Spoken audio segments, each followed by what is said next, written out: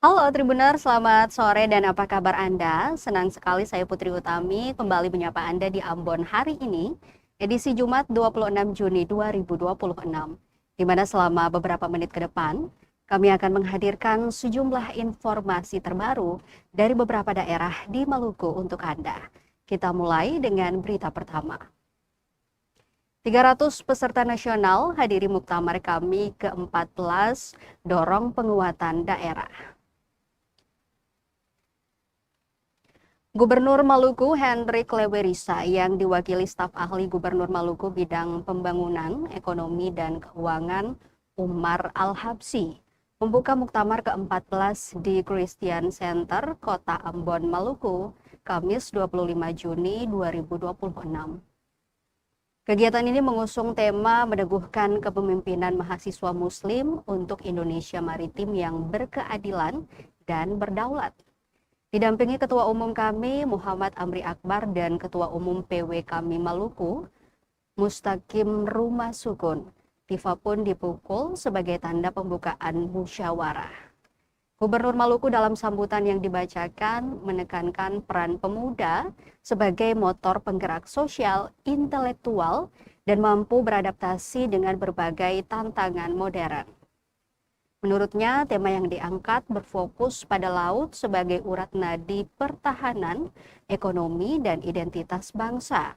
Sehingga untuk mewujudkannya diperlukan fokus pada 5 pilar utama, yaitu membangun budaya maritim, mengelola sumber daya laut secara berkelanjutan, memperkuat infrastruktur dan konektivitas melalui tol laut, kemudian mengembangkan diplomasi maritim, dan memperkuat pertahanan dan keamanan maritim.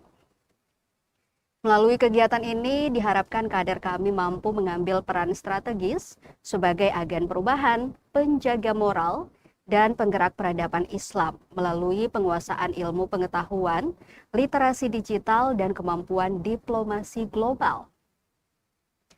Sementara itu, Ketua Umum PW kami Maluku, Mustaqim Rumah Sukun, menjelaskan beberapa program prioritas yang akan dibahas dalam muktamar ke-14 ini.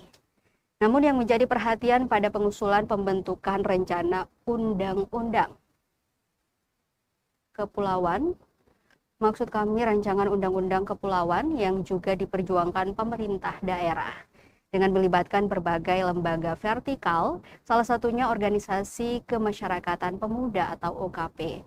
Dalam mendukung upaya itu, Rumah Sukun berharap pemerintah daerah dapat memberikan dukungan sehingga satu persatu program yang digagas oleh kami dapat bermanfaat kepada masyarakat.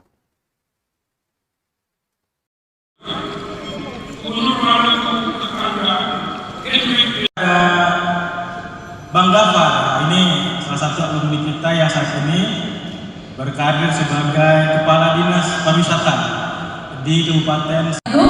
Dalam sesi foto bersama, izinkan kepada Bapak Ibu para tamu undangan kita ini agar dapat bisa menghadiri foto bersama di depan, dan juga kami mengundang dengan resmi bersama-sama. 1, 2, 3.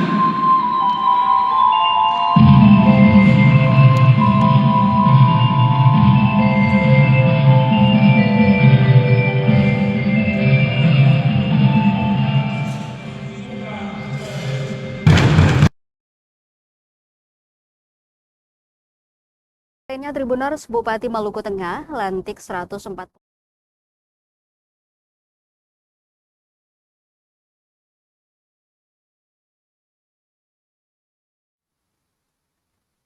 Informasi lainnya, Tribuners, Bupati Maluku Tengah lantik 149 pejabat eselon 3 dan 4 lingkup Pemda.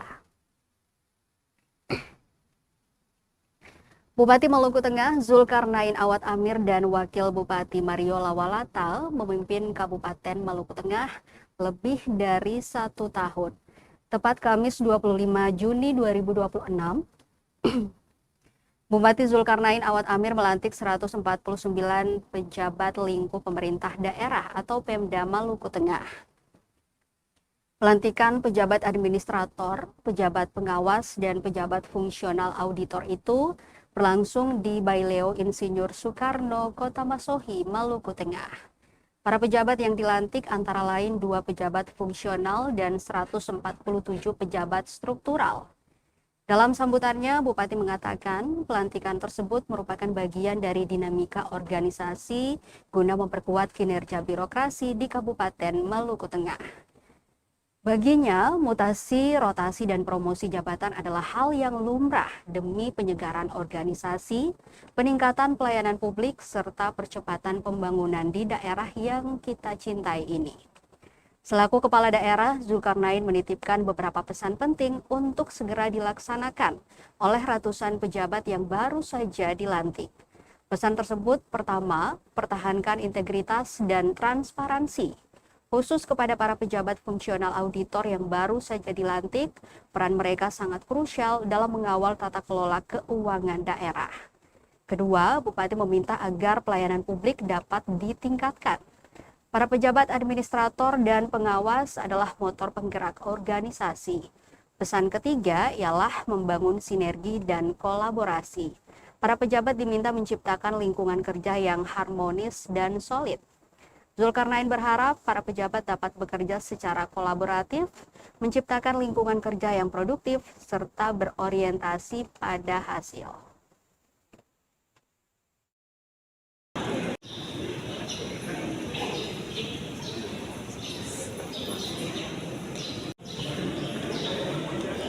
Halo Bapak.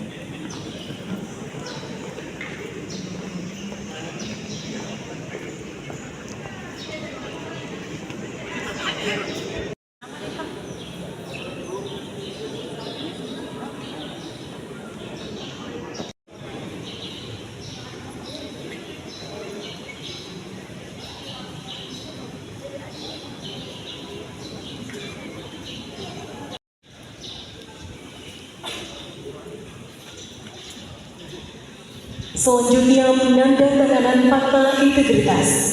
Diserahkan Welmince Komsari Esos.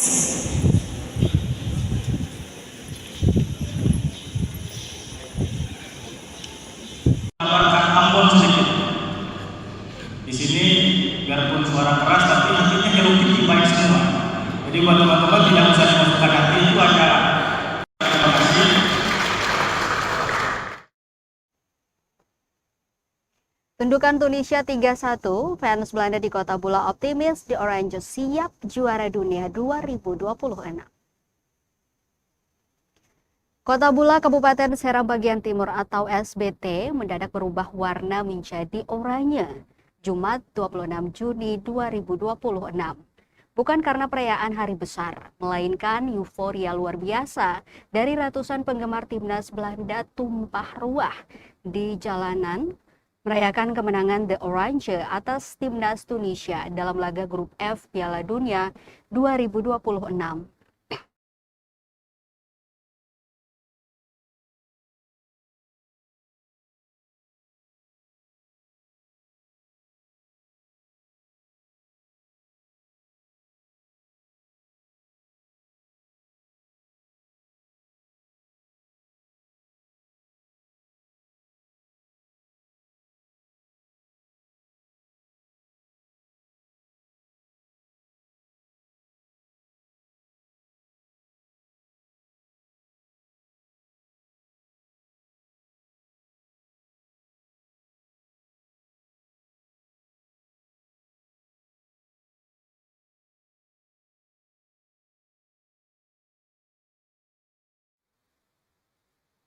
Tundukan Tunisia 3-1, fans Belanda di Kota Bula optimis The Orange siap juara dunia 2026.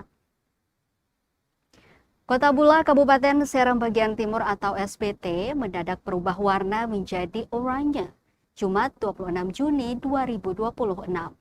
Bukan karena perayaan hari besar, melainkan euforia luar biasa dari ratusan penggemar timnas Belanda yang tumpah ruah di jalanan merayakan kemenangan The Orange atas timnas Tunisia dalam laga grup F Piala Dunia 2026. Sejak peluit awal dibunyikan, suasana Stadion Kansas City, Missouri langsung memanas saat Belanda mulai menekan jalannya pertandingan. Baru 3 menit berlalu, kejutan terjadi saat Elias Schiri yang berniat menyelamatkan gawang Tunisia dari umpan silang malah menjadi pahlawan bagi lawan. Sepakannya yang meleset masuk ke gawang sendiri menjadi hadiah manis bagi Belanda. Tak berpuas, anak asuh Ronald Koeman terus menekan hingga 2 gol tercipta, membawa kedudukan menjadi 3-1. Dicetak oleh Brian Brobbey pada menit ke-7 dan Jan-Paul van Heek pada menit 62. Skor itu bertahan hingga peluit panjang berbunyi, sekaligus membawa Depay dan tim menuju babak 32 besar. Para fans Belanda di kota Bula langsung menggelar konvoi atas kemenangan tersebut.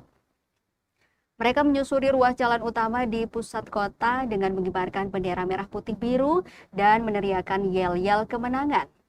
Emil yang telah mengikuti perjalanan timnas idolanya sejak era Johan Cruyff itu mengaku optimis Belanda mampu keluar sebagai juara.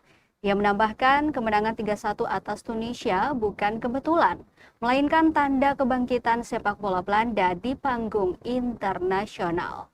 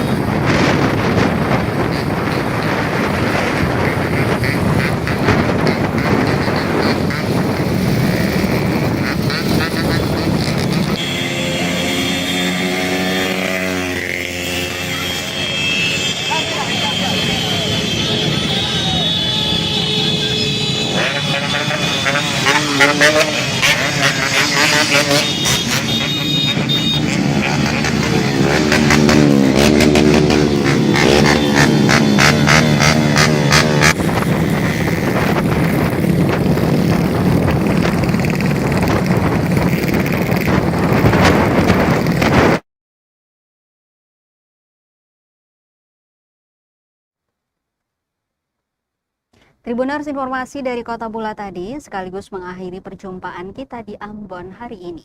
Saya Putri Utami mewakili seluruh kru yang bertugas mengucapkan terima kasih atas kebersamaan Anda. Selamat sore, sampai jumpa dan amato. Download Tribun X sekarang, menghadirkan lokal menjadi Indonesia.